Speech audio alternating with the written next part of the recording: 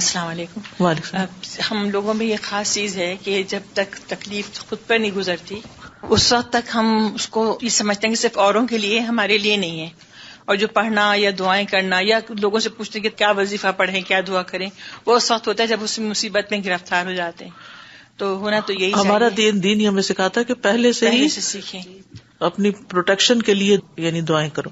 اور ایک میں پھر شیئر کروں گی، یہ تکلیف یہ بیماری کا میں نے سنا نہیں تھا، لیکن اتفاق سے وہ کوئی لیکچر چل رہا تھا یا کوئی ڈاکٹر تھی جس نے جب یہ کہا کہ 5 مرتبہ ہاتھ دھو، تو اس 5 کے ہنسے نے میرے کان کھڑے کر دی. جی، اور یہ سوچا کہ 5 ہی کیوں کہے اس نے. گوری ڈاکٹر تھی، صحیح. 2 کہتی، 7 کہتی، 10 کہتی، یا کہتی کہ دھوتے رہو، لیکن اس 5 کے ہنسے پہ میں نے کہا کہ سبحان اللہ، ہمارے دین میں 5 دفعہ کی وضو ہے. کوئی حکمت ہے نا، کوئی حکمت ہے نا کہ 5 دفعے ہے. السلام علیکم استاذہ. میں نے اور میری فیملی نے عمرے کی ٹکٹ بک کرائی تھی 11 مارچ سے، مارچ بریک میں فور 10 days کے لیے. تو اب ہم لوگ کیا کریں، جائیں کہ ویٹ کریں؟ اجازت ملے گی تو جائیں گے نا، ورنہ انتظار میں بھی اجر ہی اجر ہے. یہ بھی یاد رکھیں، صلح حدیبیہ کا موقع یاد رکھیں کہ جب مسلمان نکل کے مکہ کے قریب پہنچ چکے تھے، ابھی آپ تو نکلے نہیں جی، وہ قریب پہنچ چکے تھے اور ان کو وہاں سے بغیر عمرے کے واپس لوٹنا پڑا.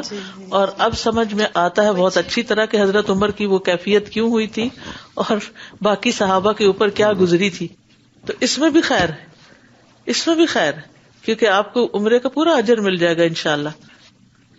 I was thinking that this is also part of Rida bil Qadr, being pleased with Allah's decree, that if a person intended to go for Umrah, they purchased their tickets, made their bookings, everything, but they're not able to go, or there's some other travel plans or anything else that you had intended to do but you're not able to do because of this epidemic, then, not complaining about it, not getting upset, not blaming people, not backbiting people, not criticizing the decision of a government.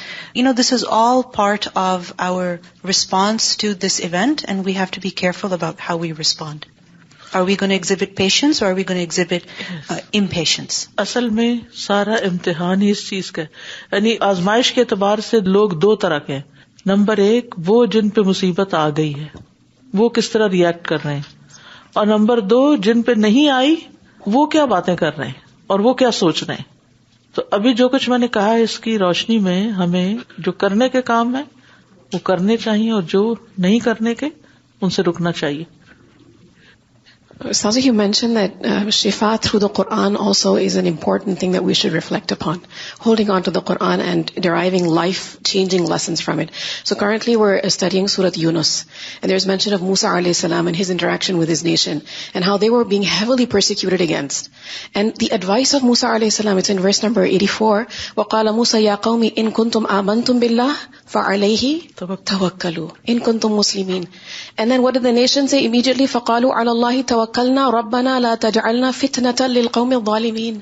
And I was thinking how their response in the form of dua shows that yes, they're trusting Allah. So we need to make that important connection between tawakkul and dua.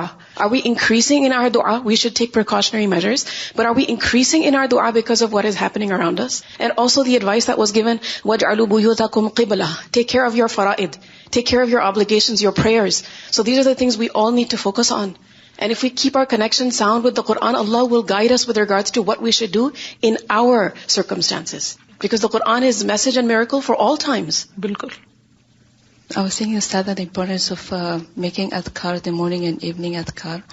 And also when we are out and about, always to keep our tongues moist with the adhkar of Allah. Our sister was sharing a story to me on Saturday that she was walking downtown, just in the street, and then she saw, subhanAllah, suddenly 2 men are running towards her, one with a knife. So the one who was in front just came and fall, and she fell on him.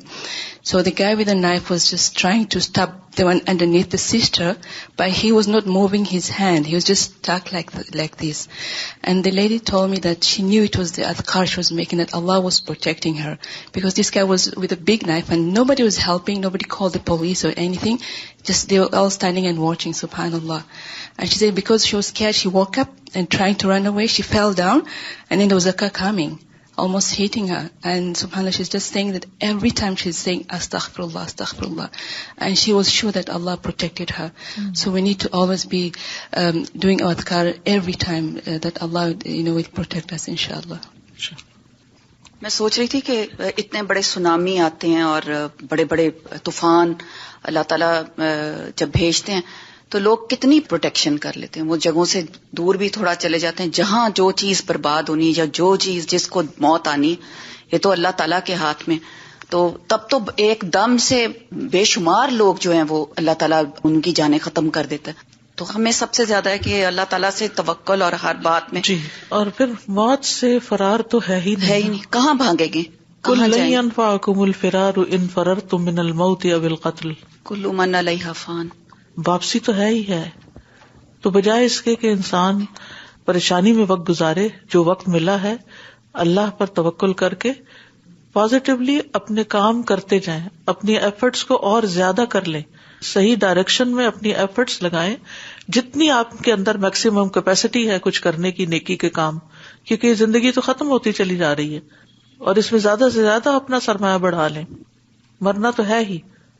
اور پھر یہ چیزیں، یہ تجربے ہمیں زندگی میں جب کچھ سکھانے کے لیے آتے ہیں، پھر وہ چیزیں ہماری زندگی کا حصہ بن جاتی ہیں جو ایسی ایمرجنسیز کی کیفیت میں ہم اختیار کرتے ہیں، پھر بعد میں وہ ہمارے لائف سٹائل کا حصہ بن جاتی ہیں. السلام علیکم. فاضل، انہوں نے جس واقعے کا ذکر کیا نا، اس سے لاسٹ ایئر میرے ہی ساتھ واقعہ ہوا جو مجھے یاد آیا کہ ایسے ہی اگست کی شام تھی، جمعرات کا دن تھا، ایک اندھیرا ہو رہا تھا مغرب کی نماز کے بعد. ہم لوگ کہیں جا رہے تھے اور مطلب سڑک پہ کوئی نہیں تھا. ایک دم اچانک سے ایک گورا عجیب سا آدمی ہپی کی طرح وہ میرے سامنے آ گیا ایک دم سے اور مجھے آ کے کہنے لگا مجھے بات کرنی. بہرحال اس نے آلموسٹ آدھا گھنٹہ میرے سے بات کرتا رہا. عجیب اسٹرینج بیہیویئر. کچھ اچانک سے میرے بیٹے بھی پیچھے سے آ گئے. مجھے کہتے ہیں میرے ساتھ واک کرنے چلو. میں نے کہا کس خوشی میں؟ مطلب میں نے کہا میں کیوں جاؤں، تمہیں اگر کوئی ضرورت ہے تو میں پولیس کو بلا لیتی ہوں. After 2 days، exact after 2 days، شام کے 6 بجے کے قریب اس نے اپنی گرینڈ مدر کا قتل کر دیا ہمارے گھر کے بالکل سامنے. اس آدمی نے اپنی، اور میں نے اسے کبھی نہیں دیکھا تھا. اور یہی نہیں ساتھ، اس کے بعد دوسرا اسی دن کیا واقعہ ہوا کہ اس دن میں اپنے بچوں کو لے کے باہر نکلی ہوئی تھی، ہفتے والے دن کی بات ہے. اور اتفاق ایسا میں نے اپنے بچوں کو نہیں بتایا تھا. اس دن سیٹرڈے ایوننگ میں یہاں پر الہدا میں ہی پروفٹس کی مطلب سٹوری نائٹ تھی. تو ہم کہیں نکلے ہوئے تھے، وہاں سے میں یہاں پہ آنے لگی تھی. شام کو 6 بجے کا وقت تھا اور جہاں پہ میرا گھر ہے اس کے پیچھے پلازا میں ہی ہم موجود تھے. تو میرا چھوٹا بیٹا 11 سال کا ہے، وہ ماشاءاللہ، وہ مجھے کہنے لگا ماما میں گھر چلا جاؤں. میں نے کہا میرا دل نہیں کر رہا سلیمان، تو میرے ساتھ چلو، ہم الہدا چلتے ہیں اور سٹوری سن کے آتے ہیں پروفٹ کی. اس نے مجھے 2-3 دفعہ انسسٹ کیا لیکن میرا دل نہیں مانا اس دن. حالانکہ وہ وہاں سے گھر چلا جاتا ہوتا ہے، اٹس ناٹ بگ ڈیل کہ وہ چلا جائے. میں نے کہا نہیں بیٹا میرا دل نہیں مان رہا. میں اس کو لے کے یہاں آ گئی. تو میرے نیچے جو ٹیننٹ رہتا ہے، کیونکہ میں نے اسے ذکر کیا تھا اس آدمی کا، اس نے مجھے فون کیا یہاں پر. اور جب میں گھر جانے لگی میں نے اسے فون کیا کیا بات. اس نے مجھے بتایا سائمہ اس نے اپنی گرینڈ مدر کو قتل کیا. اور جو ٹائمنگ اس نے مجھے بتایا قتل کے، وہ سیم ٹائم تھے جب میرا بیٹا گھر آنا چاہ رہا تھا اور وہ بار چھری لے کے سڑک پہ پھر رہا تھا. کیونکہ اس نے صرف گرینڈ مدر کو ہی نہیں قتل کیا تھا، اس نے اس کی جو نرس تھی، اس کے جو گرینڈ فادر کی نرس تھی، اس کو مارا. تو وہ باہر نکلی بچنے کے لیے. اس سے پتا چلا اس کو ڈھونڈتا ہوا وہ اسی سڑک پہ پھر رہا تھا.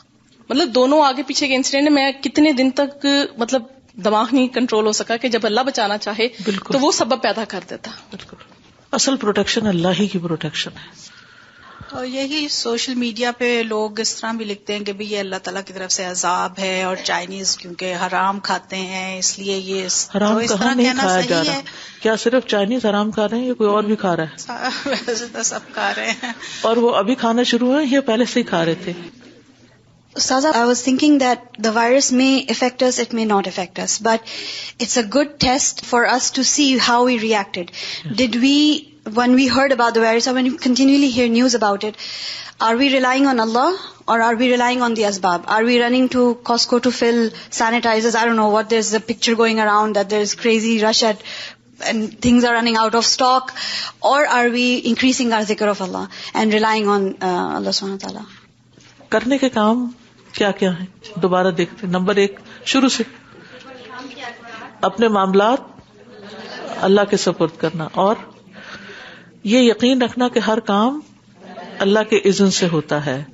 تمام کاموں کی تدبیر اللہ کے ہاتھ میں. تکلیف پہنچانا اور دور کرنا اللہ کے ہاتھ میں. جس کے لیے اللہ رحمت کے دروازے کھول دے اسے کوئی نہیں روک سکتا. سب لوگ بھی مل کے تکلیف پہنچانا چاہیں نہیں پہنچا سکتے مگر جتنی تقدیر میں لکھی ہو. ہر چیز تقدیر میں لکھی ہوئی ہے. تو ہمیں کرنا کیا چاہیے؟ اللہ سے دعائیں کرنی چاہیے, دعاؤں کو لازم کر لینا چاہیے, انسانوں اور چیزوں کو اللہ کے سپرد کر دینا چاہیے, اللہ کی حفاظت میں دے دینا چاہیے, اللہ کی اطاعت کے کام کرنے چاہیے اور نافرمانی سے بچنا چاہیے, اللہ کے احکام کی حفاظت کرنی چاہیے. مومن کے لیے ہر حال میں خیر ہی ہوتی ہے. اپنے فرائض کی حفاظت کریں, نمازوں کی حفاظت, صدقہ خیرات جو ہے وہ بلاؤں کو ٹالتا ہے.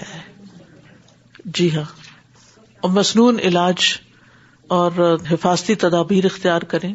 قرآن سے علاج, صبح و شام کی دعائیں, خاص طور پر عافیت کی دعا, سورۃ البقرہ کی آخری 2 آیات, معوذتین کا صبح و شام پڑھنا, بری بیماریوں سے حفاظت کی دعا پڑھنا, ناگہانی آفتوں سے بچنے کی دعا پڑھنا, بری تقدیر سے حفاظت کی دعا پڑھنا, مبتلا مصیبت کو دیکھ کر جو دعا پڑھی جاتی ہے عافیت کی. پھر اور کیا, طہارت کا اہتمام کرنا, کلی کرنا, صحیح طور پر کلی, صحیح طور پر ناک میں پانی ڈالنا, ناک جھاڑنا, ہاتھوں کی صفائی کا خیال کرنا, غسل کرنا, بلا تحقیق باتیں آگے نہیں پہنچانا, خوف و ہراس اور خوف زدہ کرنے والی خبریں نہیں پھیلانا, تکلیف آ جائے تو اس پر صبر کرنا, اجر کی توقع رکھنا اور ہر حال میں شکر ادا کرنا, خاص طور پر دین کی سلامتی پر شکر ادا کرنا, اور مصیبت آنے پر بھی اللہ کی حمد و ثنا کرتے رہنا, اور وبائی علاقوں میں جانے سے پرہیز کرنا.